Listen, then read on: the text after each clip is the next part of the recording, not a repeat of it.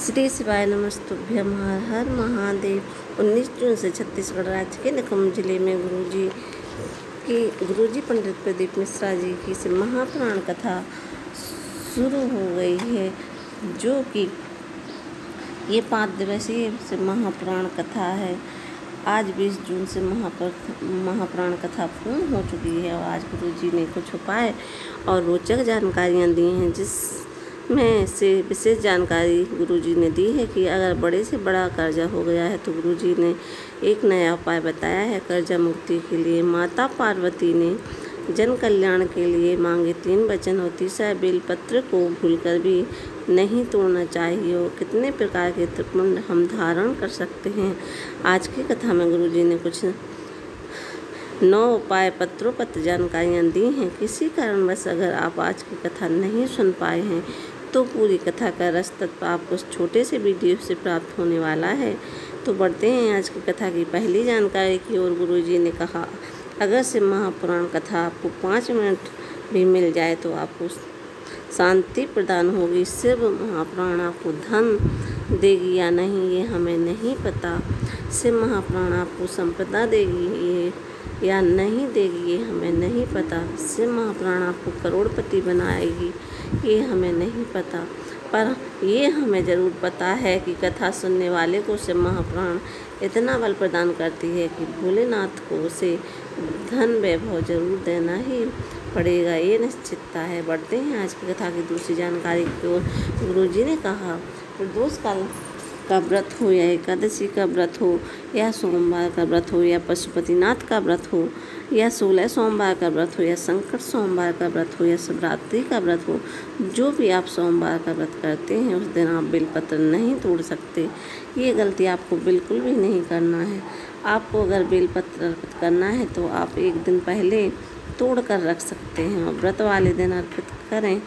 वैसे भी अगर आपने उस बेलपत्र के वृक्ष में जल भी अर्पित किया है, जब आप सोमवार का व्रत रखते हैं, आप जो भी व्रत रखते हैं तो आपके साथ वो बेलपत्र का वृक्ष भी व्रत रखता है ताकि आपके उद्देश्य की शीघ्र प्राप्ति हो सके। तो बढ़ते हैं आज की कथा की तीसरी जानकारी को। गुरुजी ने कहा, कई लोग बोलते हैं हमने पशुपतिनाथ का व्रत किया है फल नहीं मिला, शिवरात्रि का व्रत किया है फल नहीं मिला। फल की प्राप्ति इसलिए नहीं होती, ऐसा इसलिए होता है कि व्रत वाले दिन बेलपत्र तोड़कर आप भगवान को अर्पित किया है।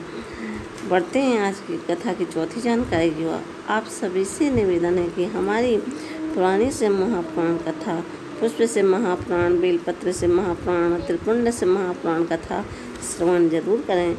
उसमें आपको पता चलेगा कि पुष्प कैसे अर्पित करना चाहिए, त्रिपुंड कैसे लगाना चाहिए, बेलपत्र को आपको क्या क्या प्राप्ति हो सकती है बेलपत्र से। ये तीनों से महापुराण आप जरूर सुनिएगा। हाँ, अब हम आपसे पूछना चाहते हैं कि तीनों से महापुराण के साथ फिर से सुनना चाहते हैं तो कमेंट बॉक्स में हाँ या यस कमेंट बॉक्स में टाइप करें या फिर सुबह 7 बजे वीडियो अपलोड कर देंगे तो आपको तीनों से महापुराणों का साल में मिल जाएगा, वो भी सिर्फ 10 मिनट के वीडियो में। कृपया अपनी प्रतिक्रिया जरूर दीजिएगा। बढ़ते हैं आज की कथा की 5वीं जानकारी की ओर। गुरुजी ने कहा, शिव लिंग पुराण में लिखा है, कितनी बड़ी बात लिखी है।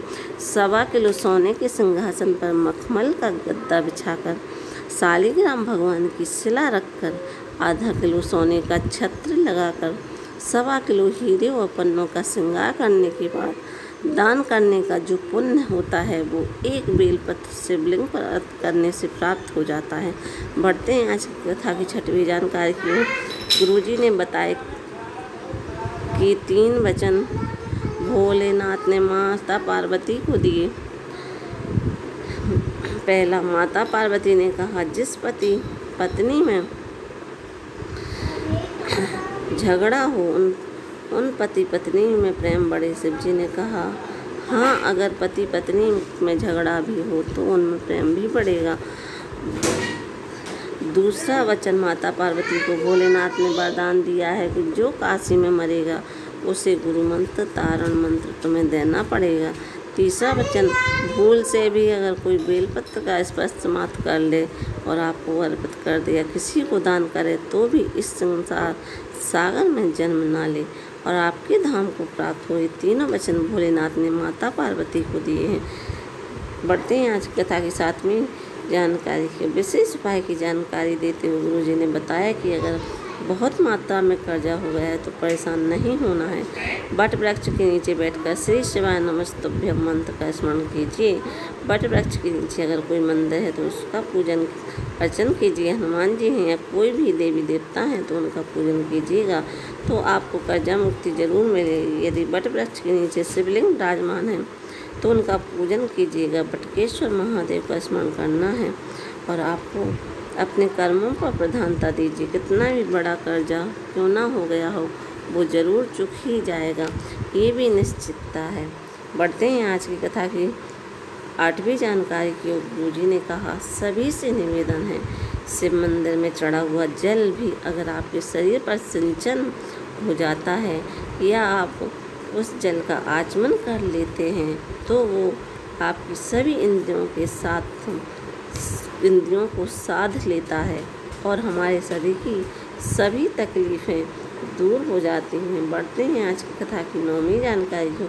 इस कथा के बाद जो अगली से महापुराण कथा है वो 26 जून से 2 जुलाई बैजापुर छत्रपति संभाजी नगर में होगी और फिर 5 जुलाई से 9 जुलाई गुरुकुल में से महापुराण कथा हुई। 21 जुलाई को महोत्सव रखा गया है। 25 जुलाई से 30 जुलाई भिलाई में से महापुराण कथा हुई। फिर 6 अगस्त सीहोर में कावड़ यात्रा हुई। अगर यह वीडियो आपको पसंद आए तो वीडियो को लाइक करें, सब्सक्राइब करें, कमेंट में श्री शिवाय नमस्तुभ्यम हर हर महादेव लिखना ना भूलें। श्री शिवाय नमस्तुभ्यम हर हर महादेव। ओम नमः शिवाय।